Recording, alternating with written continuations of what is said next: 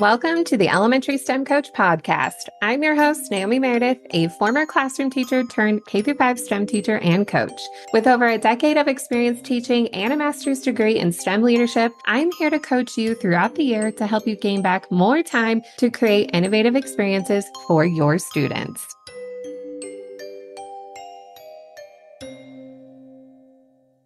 You all know I love a good theme, and when it comes to pretty much every holiday, I am all about it. In fact, if you are watching the video version of this episode, I have a spooky, in quotations, sweatshirt that I absolutely love. I downloaded the template off of Etsy and then I made my own sweatshirt. So that's a fun little hack if you need something in a pinch. But I have 3 spooky science experiments that you can try with your students, or if you are doing a spooky presentation, maybe you're doing something at trunk or treat or something for your school.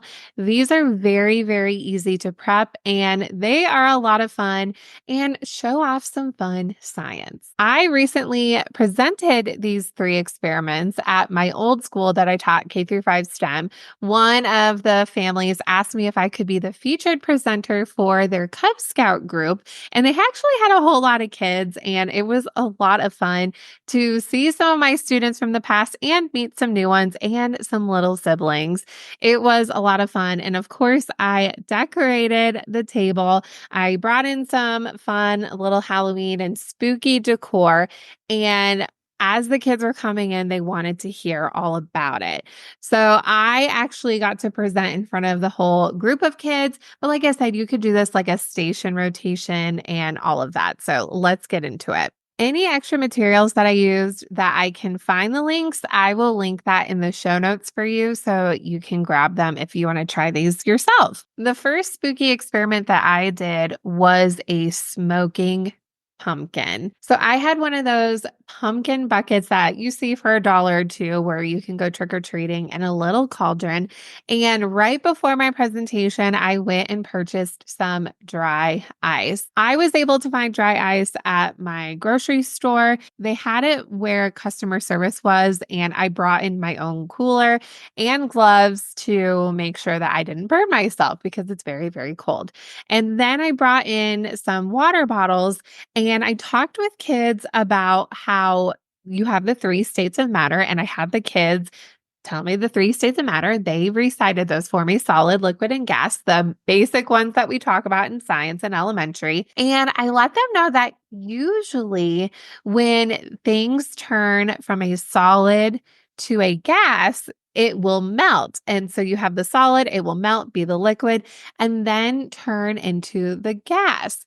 But dry ice is different because dry ice is a solid, but it switches quickly from solid to gas when water is poured on top, creating this science explanation called sublimation. And then the gas, which looked like smoke, came out of the pumpkin and the cauldron. The kids absolutely loved it. It's super mesmerizing. You can move the bucket around and the smoke kind of moves around and it's super spooky. If you want to make it a little spookier, you can put some glow sticks in there as well. So that's a really fun crowd pleaser. The dry ice is really thick, so I recommend if you have a hammer, kind of breaking it up into chunks, and you should be good to go. The next spooky science experiment is static electricity ghosts. All you need for this one is a blown up balloon, tissue paper where you cut out some ghost shapes. I also drew cute little faces, and a little bit of Scotch tape. What you do is you tape the bottom of your ghost to your surface and make sure that they can move around. Mine had a tablecloth when I did this and it kind of stuck to the tablecloth. So make sure just to add a little tape on the end of the ghost and then the rest can move around. Then this was really fun. I went around and rubbed the balloon on the kids' heads to build up that static electricity charge. After you rub the balloon on their heads, then float that balloon on top of the ghost. And all of a sudden, they start popping up looking like they're floating. It's really cool because when you are getting that static electricity, when you are rubbing that balloon, the balloon's atoms are becoming negatively charged, where the paper ghost has positively charged atoms. So opposites attract, and then it seems like those ghosts are floating up in the air. So this is really, really fun. And the last spooky science experiment that you can try are rocket bats. All I did for this one is I bought a Stomp rocket, very inexpensive, that came with 4 rockets. Mine glowed in the dark, but you get a Stomp rocket with your rockets, and then I cut out some shapes of a bat. Now, there are a couple science things that go along with this. I told the kids a little bit about bats and how they are nocturnal, where they sleep during the day and they hunt at night. And I told kids that there is a spot in Austin, Texas, where all of these bats like to hang out under this bridge. And then when it becomes getting darker at night, all the bats will fly out at once, which is so crazy. So I told them about that, a little bit how bats are helpful pollinators.